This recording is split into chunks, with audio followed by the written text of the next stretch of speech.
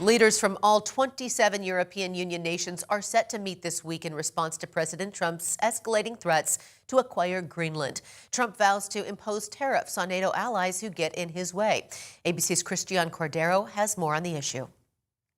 Today, European leaders are rallying around Greenland and Denmark's efforts to ward off the Trump administration's escalating threats. The Danish foreign minister meeting with his British counterpart today as Trump talks about levying tariffs against NATO allies who get in his way of acquiring Greenland, a Danish territory. There are red lines which can't be crossed. This is a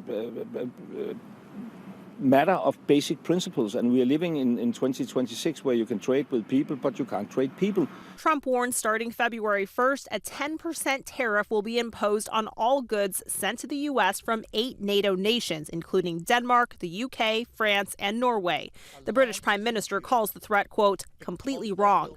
The Norwegian Prime Minister says President Trump seems very preoccupied with the Nobel Peace Prize, which is given by a Norwegian committee, not by the Norwegian government, adding that Trump sent him a message over the weekend reiterating his desire to take control of Greenland, writing in part, quote, considering your country decided not to give me the Nobel Peace Prize for having stopped 8 wars plus, I no longer feel an obligation to think purely of peace, insisting he's instead weighing the U.S.'s interests. The Trump administration has long claimed it needs Greenland for national security reasons. The president is looking at Greenland as a strategic asset for the United States. We are not going to outsource our hemispheric security to anyone else. NATO allies have since stepped up forces in the region in response to Trump's security concerns. Still, the administration isn't satisfied.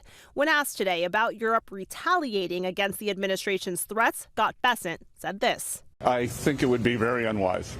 That message from the administration comes as the Supreme Court weighs whether Trump is using his emergency powers appropriately in imposing tariffs. A decision is expected by this summer. Christian Cordero, ABC News, Washington.